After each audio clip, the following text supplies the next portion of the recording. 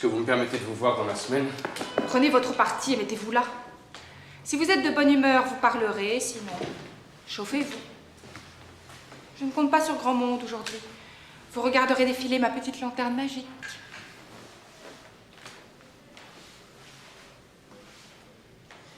Mais qu'avez-vous, vous me semblez... Quoi? Pour ma gloire, je ne peux pas le dire. Ma foi, je vous l'avouerai, avant d'entrer ici, je l'étais un peu. Quoi? Je le demande à mon tour. Vous fâcherez-vous si je vous le dis? J'ai un bal ce soir où je veux être jolie et je ne me fâcherai pas de la journée. Eh bien, j'étais un peu ennuyé. Je ne sais ce que j'ai, c'est un mal à la mode, comme vos réceptions. Je me désole depuis midi, j'ai fait 4 visites sans trouver personne. Je devais dîner quelque part, je me suis excusé sans raison. Il n'y a pas un spectacle ce soir. Je suis sorti par un temps glacé, je n'ai vu que des nez rouges et des joues violettes. Je ne sais que faire, je suis bête à faire plaisir. Je vous en offre autant, je m'ennuie à crier. C'est le temps qu'il fait, sans doute. Le fait est que le froid est odieux. L'hiver est une maladie. Les badauds voient le pavé propre, le ciel clair, et quand un vent bien sec leur coupe les oreilles, ils appellent cela une belle gelée. Ce qui dirait une belle fluxion de poitrine. Bien obligé de ces beautés-là. Je suis plus que de votre avis. Mais enfin, il me semble que mon ennui me vient moins de l'air du dehors tout froid qu'il est que de celui que les autres respirent. C'est peut-être que nous vieillissons. Je commence à avoir 30 ans et je perds le talent de vivre. Je n'ai jamais eu ce talent-là. Et ce qui m'épouvante, c'est que je le gagne. En prenant des années, on devient plat ou fou. Et j'ai une peur atroce de mourir comme un sage. Sonnez pour qu'on mette une bûche au feu. Votre idée me gèle.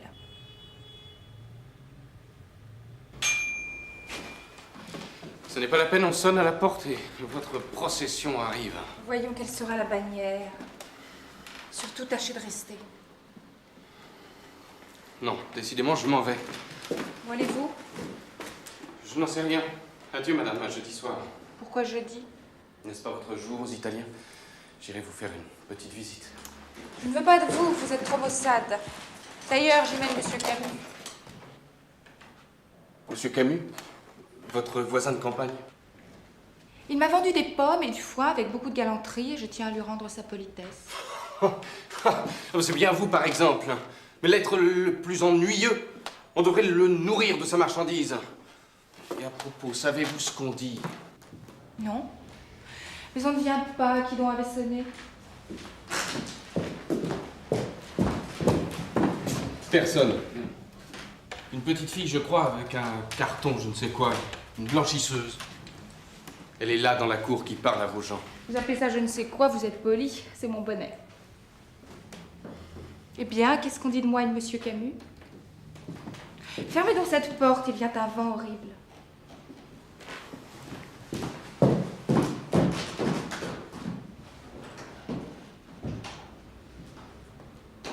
On dit que vous pensez à vous remarier. Que Monsieur Camus est millionnaire et qu'il vient chez vous bien souvent. En vérité. Et pas plus que cela. Et vous me dites ça au nez tout bonnement. Je vous le dis parce qu'on en parle. C'est une belle raison. Parce que je vous répète tout ce qu'on dit de vous aussi par le monde. De moi, madame? Et que peut-on dire, s'il vous plaît, qu'il ne puisse pas se répéter? Enfin, vous voyez bien que tout peut se répéter. Je suis à la veille d'être annoncée Madame Camus. Ce qu'on dit de vous est au moins aussi grave, car il paraît, malheureusement, que c'est vrai. Et quoi donc? Vous me feriez peur. Preuve de plus qu'on ne se trompe pas. Expliquez-vous, je vous en prie. Ah, pas du tout. Ce sont vos affaires. Je vous en supplie, marquise. Je vous le demande en grâce. Vous êtes la personne du monde dont l'opinion a le plus de prix pour moi. L'une des personnes, vous voulez dire? Non, madame, je dis la personne. Celle dont l'estime, le sentiment... Ah, ciel, vous allez faire une phrase. Mais pas du tout. Si vous ne voyez rien, c'est qu'apparemment vous ne voulez rien voir. Voir quoi? Cela s'entend de reste. Je n'entends que ce qu'on me dit. Et encore, pas des deux oreilles. Vous riez de tout, mais sincèrement, serait-il possible que depuis 1 an, vous voyant presque tous les jours, faites comme vous êtes, avec votre esprit... Ah, mais mon Dieu, c'est bien pire qu'une phrase que vous me faites là. C'est une déclaration. Avertissez au moins. Est-ce une déclaration ou un compliment de bonne année? Et si c'était une déclaration? Oh. C'est que je n'en veux pas ce matin. Je vous ai dit que j'allais au bal, je suis exposée à en entendre ce soir. Ma santé ne me permet pas ces choses-là 2 fois par jour. En vérité, vous êtes décourageante. Et je me réjouirai de bon cœur quand vous y serez prise à votre tour. Moi aussi, je m'en réjouirai. Voyez-vous, il y a des instants où je donnerais de grosses sommes pour avoir seulement un petit chagrin. Tenez, j'étais comme cela pendant qu'on me coiffait, pas plus tard que tout à l'heure. Je poussais des soupirs, à me fendre l'âme de désespoir de ne penser à rien. Raillez, raillez, vous y viendrez. C'est bien possible, nous sommes tous mortels. Si je suis raisonnable, à qui la faute? Je vous assure que je ne me défends pas. Vous ne voulez pas qu'on vous fasse la cour? Non. Je suis très bonne, mais quant à cela, c'est par trop bête. Dites-moi un peu, vous qui avez le sens commun, qu'est-ce que ça signifie cette chose-là, faire la cour à une femme? Cela signifie que cette femme vous plaît et qu'on est bien aise de le lui dire. À la bonne heure. Et cette femme, cela lui plaît-il à elle de vous plaire? Vous me trouvez jolie? Je suppose. Cela vous amuse de m'en faire part, et après? Qu'est-ce que cela prouve?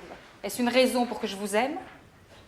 J'imagine que si quelqu'un me plaît, ce n'est pas parce que je suis jolie. Qui gagne-t-il à ces compliments? La belle manière de se faire aimer d'une femme que de venir se planter devant elle avec un lorgnon, de la regarder des pieds à la tête, comme une poupée dans un étalage, et de lui dire, bien agréablement, « Madame, je vous trouve charmante. » Joignez à cela quelques phrases bien fades, un tour de valse, un bouquet, et voilà pourtant ce qu'on appelle faire sa cour. Mais fi donc, comment un homme d'esprit peut-il prendre goût à ces niaiseries-là? Ça me met en colère quand j'y pense. Il n'y a pourtant pas de quoi se fâcher. Ma foi, si. Il faut supposer à une femme une tête bien vide et un grand fond de sottise pour se figurer qu'on la charme avec de pareils ingrédients. Croyez-vous que ce soit bien divertissant de passer sa vie au milieu d'un déluge de fadaises, d'avoir du matin au soir les oreilles pleines de balivernes? Il me semble en vérité que si j'étais homme et si je voyais une jolie femme, je me dirais, voilà une pauvre créature qui doit être bien assommée de compliments, et je l'épargnerais, j'aurais pitié d'elle. Et si je voulais tâcher de lui plaire, je lui ferais l'honneur de lui parler d'autre chose que de son malheureux visage. Mais non, toujours, vous êtes jolie. Et puis, vous êtes jolie, et encore jolie. Ma foi, on le sait bien. Voulez-vous que je vous dise? Vous autres hommes à la mode, vous n'êtes que des confiseurs déguisés. Eh bien, madame, vous êtes charmante. Prenez-le comme vous voudrez. On sonne de nouveau. Adieu. Je me sauve.